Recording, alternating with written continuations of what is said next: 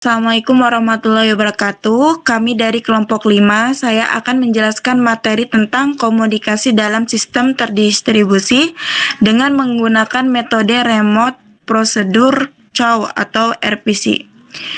Dan kelompok kami beranggotakan 5 orang, yaitu saya sendiri, Sony Arimurti, Robi Naila Amin, Sirojul Arthur, Muhammad Ali, dan Ramadhani. Baik, selanjutnya materi pertama akan dijelaskan oleh Robi. Baik, saya akan menjelaskan kata pengantar.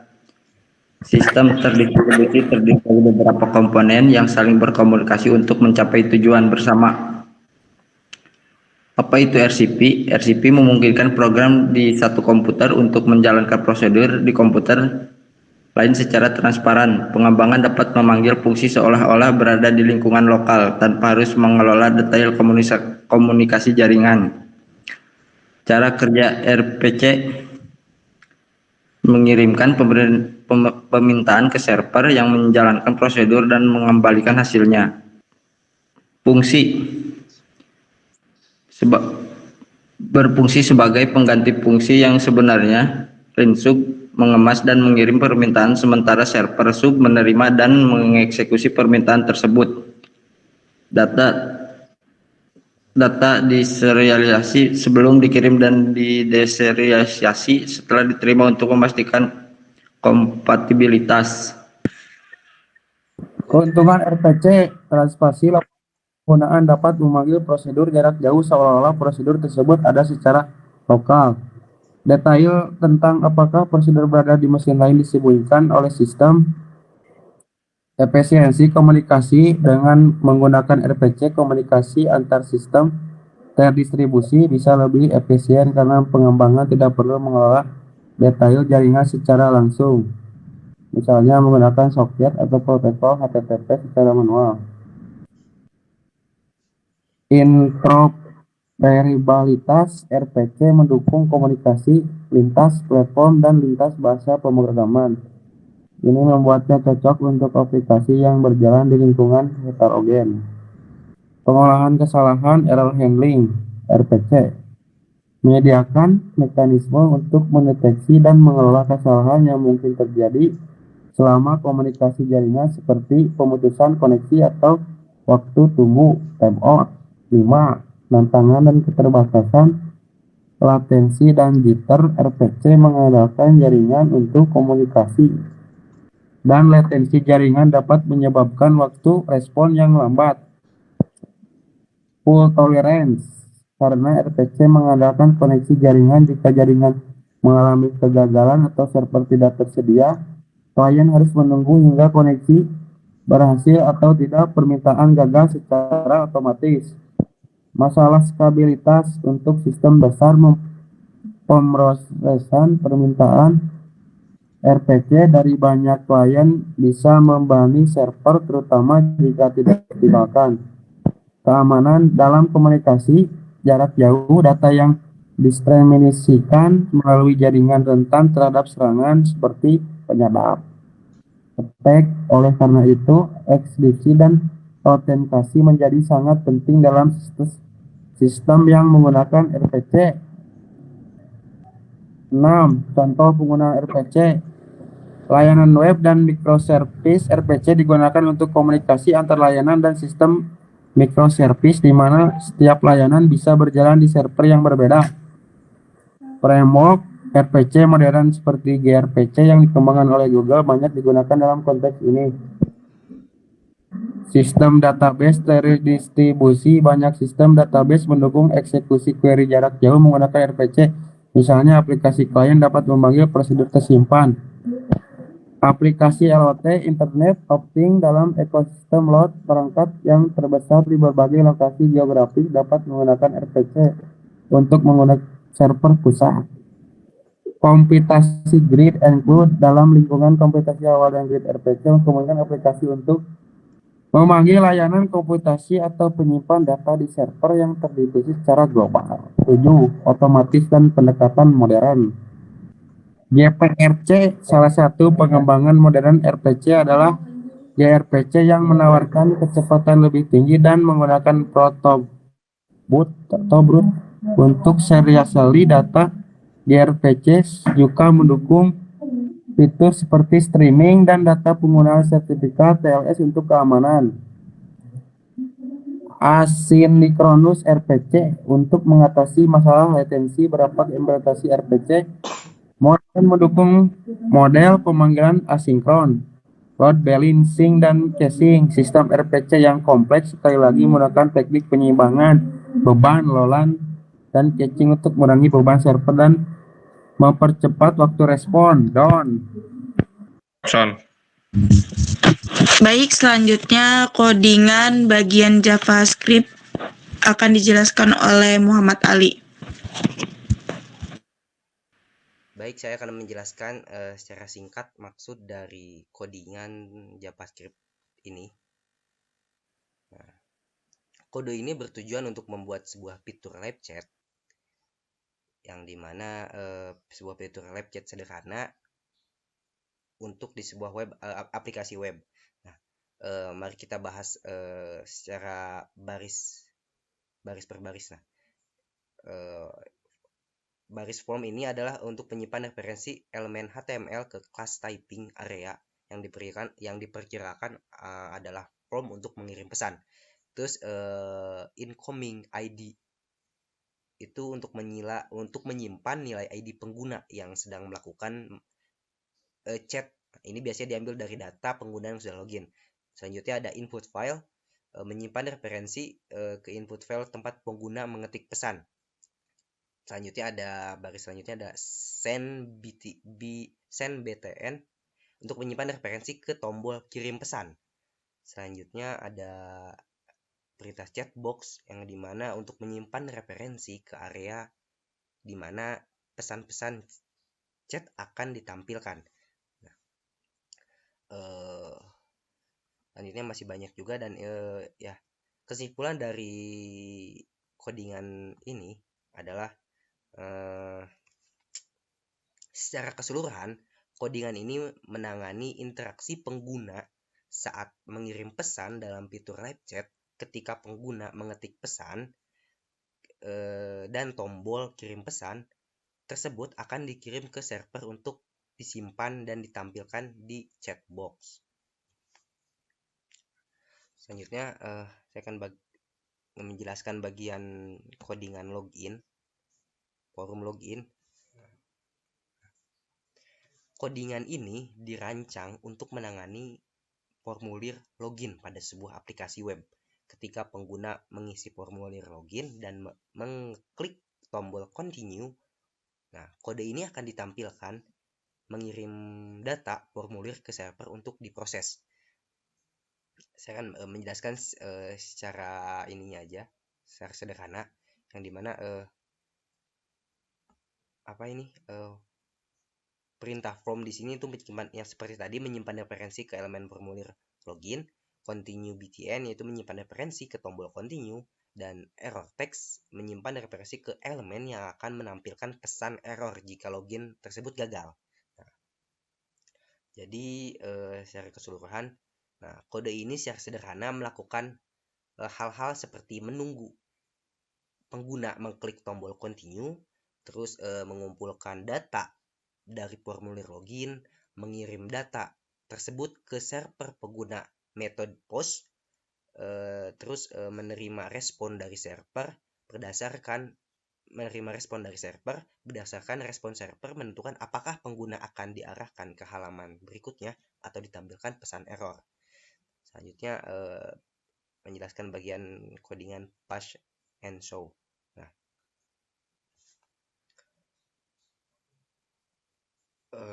kode ini dirancang untuk mengelola tampilan pada sebuah formulir login. Dengan kata lain, kode ini memungkinkan pengguna untuk melihat atau menyembunyikan karakter sandi saat mereka mengetik. Nah, fitur ini seringkali disebut dengan toggle password visibility. Selanjutnya akan bagian sign up codingan bagian sign up.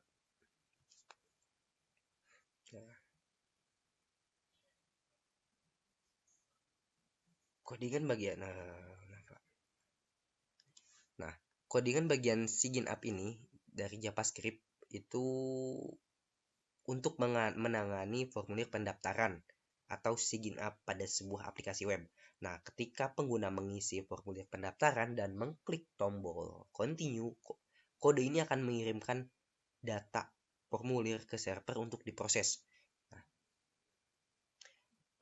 elemen-elemen yang digunakan sini ada compose seperti biasa, dan juga continue btn dan error text. Nah, jadi secara keseluruhan kode ini melakukan hal-hal seperti tadi juga menunggu pengguna untuk mengklik tombol continue, mengumpulkan data formulir di pendaftaran, mengirim data tersebut ke server menggunakan metode post, menerima respon dari server, dan menentukan apakah pendaftaran berhasil atau gagal.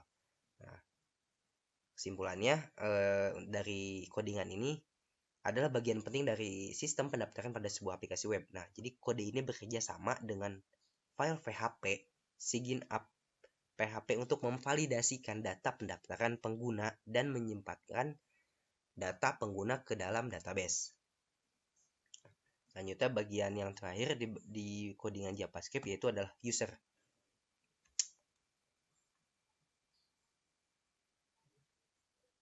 Tadi user di mana ya?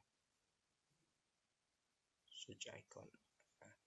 Nah, di bagian codingan JavaScript yang terakhir yaitu user, di mana codingan ini dirancang untuk membuat fitur pencarian pengguna pada sebuah aplikasi web. Ketika pengguna mengetikkan kata kunci pada kotak pencarian, kode ini akan mengirim permintaan ke server untuk mencari pengguna yang cocok dan menampilkan hasilnya di bawah kotak pencarian. Nah, jadi penjelasan singkat bagian per bagian dari codingan ini yaitu adalah menyeleksi elemen seperti count, search bar, search icon, juga search bar juga, dan event listener pada tombol pencarian, itu menampilkan atau menyembunyikan kontak pencarian. Nah, jadi cara kerja singkat dari program ini yaitu seperti tadi juga penggunaan mengklik tombol pencarian atau mulai mengetik pada kotak pencarian. Terus juga kode JavaScript akan menampilkan kotak pencarian dan mengirim permintaan pencarian ke server jika ada teks yang diketik. Selanjutnya ada server akan memproses permintaan pencarian dan mengirim hasil pencarian daftar pengguna yang cocok kembali ke klien. Dan cara kerja yang lain selanjutnya itu hasil pencarian akan ditampilkan pada bagian bawah kotak pencarian. Nah, jadi secara ringkasnya kode ini merupakan contoh sederhana dari sebuah implementasi fitur pencarian pada sebuah aplikasi web. Fitur ini memungkinkan untuk pengguna untuk mencari pengguna lain berdasarkan kata kunci tersebut. Baik, selanjutnya bagian codingan PHP akan dijelaskan oleh teman saya.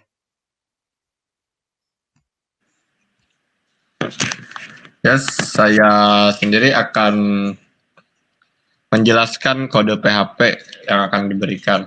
Sebagai contoh sederhana, mari kita bedah baris per baris. Di bagian PHP, mulai digunakan untuk menyimpan data pengguna selama sesi berlangsung.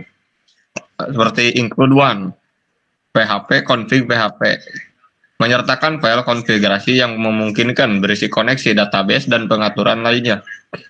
Seperti if, listen, session, include, mengecek apakah pengguna sudah login jika belum diarahkan ke halaman login. Include one, menyertakan field header yang mungkin berisi struktur HTML bagian atas halaman.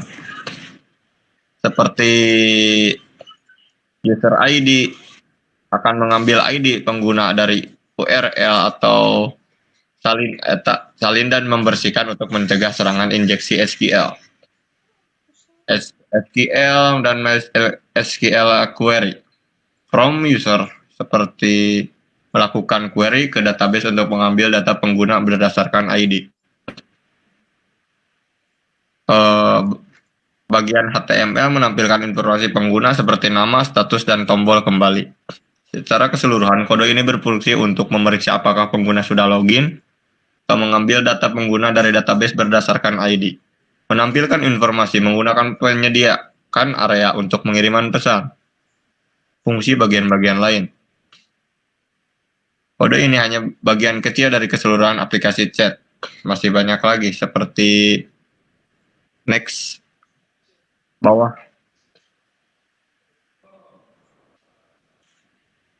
Ya, seperti informasi server, seperti host.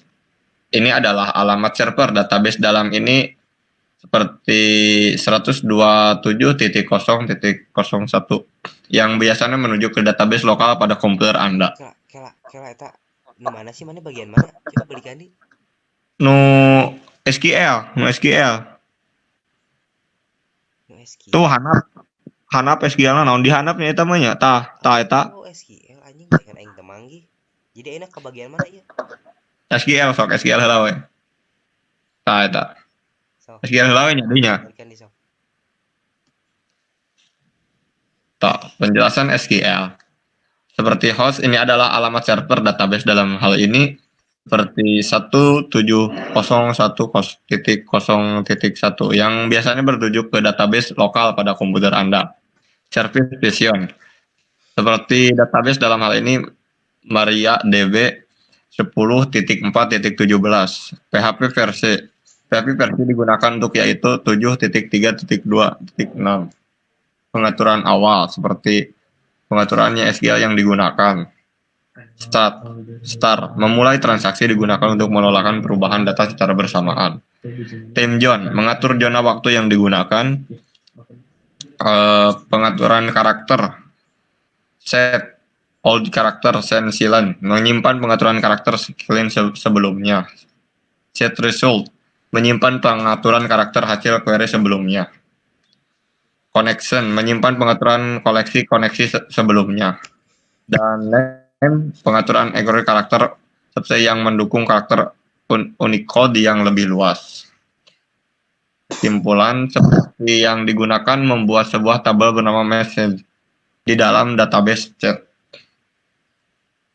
Next, kode header PHP header. Header. Oke.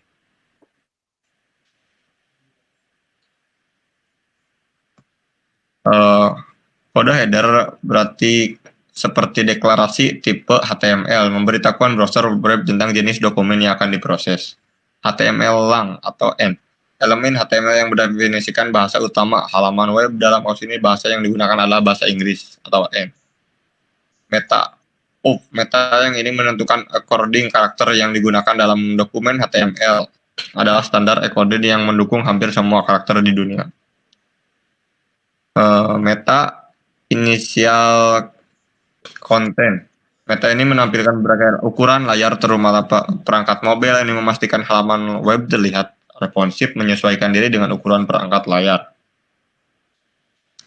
Mendefinisikan struktur data seperti kode ini memberikan struktur data atau codingan ini menampilkan menghubungkan kode ini menentukan bagaimana elemen-elemen halaman web akan ditampilkan seperti warna, font, tata letak, dan lain-lainnya. Menyediakan font atau ikon dapat digunakan mempercantik tampilan dalam web.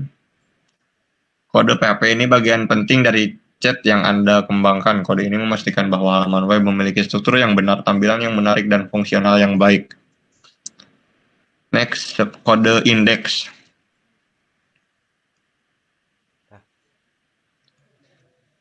Kode ini bagian dari utama indeks. Sebagai aplikasi chat, fungsi utama dari kode ini adalah session start, memulai sesi menggunakan untuk menyimpan data pengguna selama sesi berlangsung. Mengecek apakah sesi pengguna sudah aktif. Jika Anda menggunakan sudah login, akan mengarahkan sebagai ke user. Menampilkan formulir pendaftaran. Menyertakan file header berisi struktur HTML bagian atas halaman. Seperti menggunakan data mereka melakukan seperti nama depan, nama belakang, email, dan password. Pengguna login nilai seperti terisi dengan ID pengguna yang unik. Seperti menentukan tindakan akan dilakukan formulir yang dikirim, dalam kasus formulir akan dikirim ke halaman yang sama.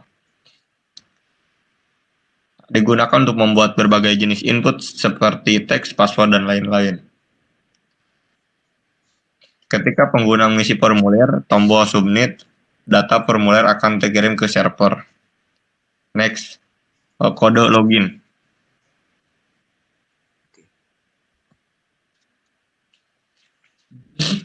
Kode login ini merupakan bagian halaman login sebuah aplikasi chat. Fungsi utama dari kode ini adalah untuk session start, memulai sesi PHP digunakan untuk menyimpan data pengguna selama sesi berlangsung.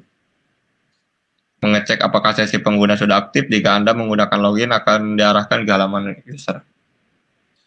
Menampilkan formulir login, menyertakan file header yang berisi struktur HTML bagian atas halaman. Sesi ini digunakan untuk melacak pengguna yang sedang aktif. Jika pengguna sudah login, maka nilai akan terisi dengan ID pengguna yang unik. Jika ketika pengguna formulir mengklik tombol submit, maka formulir email dan password akan dikirim ke server di sisi server PHP yang menjadi target aksi formulir. Data tersebut akan divalidasi dengan pengguna yang tersimpan di database. Jika email password cocok, maka sesi pengguna dibuat dengan pengguna akan diarahkan ke halaman user. Jika tidak cocok, maka akan kembali pesan error.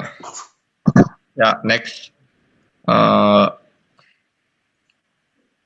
CSS yang ditampilkan kode CSS. Kode CSS mana kode CSS? Ada. Style Mana? CSS. Oh iya. Ya. Iya. Nah. Kode CSS mari kita bedah seperti baris yang mengimpor font Google bernama font yang dengan berbagai varian berat 200 hingga 700 font. Ini akan digunakan untuk seluruh elemen di halaman. Menargetkan semua elemen di HTML halaman. Trik kurawal akan berlaku untuk semua elemen tersebut. Seperti margin, padding, mengatur margin dan padding menjadi kosong atau semua elemen sehingga tidak ada jarak tambahan di antara elemen-elemen. Secara misalkan ada yang bisa tentang cara margin atau perbedaan antara margin dan padding. Selektor mengatakan elemen dengan kelas. Elemen ini mungkin digunakan sebagai kontainer atau formulir login dan sign up. Next, kode unzipper PHP. Kode itu sebuah script PHP yang dirancang untuk mengompres dan dokumen file untuk direktor pada server web. Sederhana, script ini memungkinkan Anda untuk membuat file zip atau mengekstrak isi file zip langsung dari browser Anda tanpa perlu akses di command from line server. Ini seperti keseluruhan script ini menyediakan antarmuka web sederhana untuk melakukan operasi konversi dan next zip menggunakan data memilih file zip yang ingin diekstrak atau diekstrak melalui formulir HTML. Fungsi utama berarti user. Kode ini bertanggung jawab untuk menampilkan halaman utama pengguna setelah mereka berhasil login ke aplikasi chat. Halaman ini biasanya menampilkan informasi, profil pengguna, daftar pengguna, lainnya yang dapat diajak chat, dan fitur pencarian pengguna. Penjelasan seperti session start, memulai PHP untuk melacak status login pengguna. Seperti menampilkan nama depan dan belakang pengguna, menampilkan status pengguna misalnya offline atau online. Kode ini secara dinamis mengambilkan data pengguna dari database dan menampilkan di halaman pengguna, dapat melihat informasi profil mereka termasuk gambar profil, nama, dan status lainnya. Dapat fitur pencarian untuk mencari pengguna. Komponen utama sesi PHP untuk melacak status login pengguna. Yep. Terima kasih dan saya akan kembali dan ke moderator. Saya sekarang akan menjelaskan contoh penggunaan aplikasinya akan disampaikan oleh Muhammad Ali. Baik, di sini saya akan menjelaskan bagian penggunaan aplikasinya hasil dari codingan tersebut berupa aplikasi. Pertama kalian aktifkan dulu exam ya. Apache dan MySQL-nya aktifkan. Start. Ya, pertama kalian buka dulu exam ya.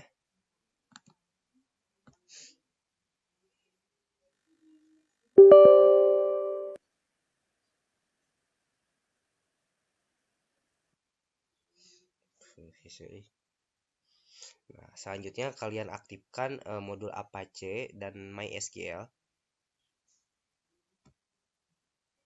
Nah, terus kalian buka selanjutnya kalian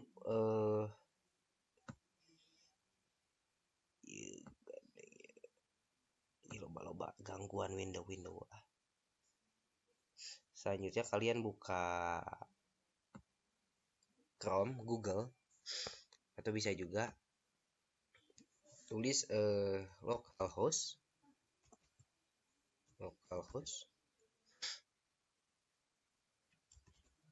/chat app. Jadi ini adalah bentuk sebuah real time chat yang dimana di sini kalian pertama-tama kalian diarahkan untuk membuat sebuah akun yang dimana akun ini bertujuan untuk kalian nanti bisa berhubungan dengan akun yang lain. Nah, jika kalian sudah punya akun, kalian bisa pergi ke menu login now dan kalian tuliskan email address kalian yang telah tadi kalian bikin dan password kalian juga. Selanjutnya tekan tombol continue to chat. Nah, dan di sini ini adalah akun saya yang pertama.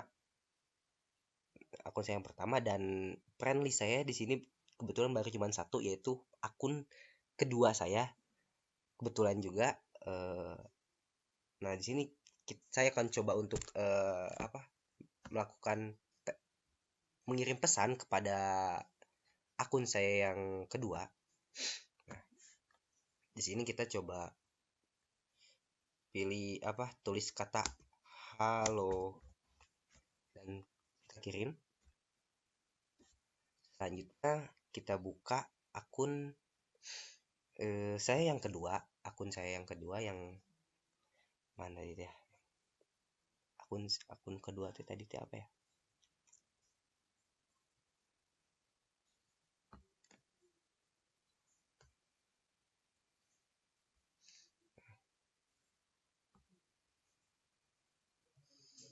Akun yang kedua itu tadi itu ada di Malia.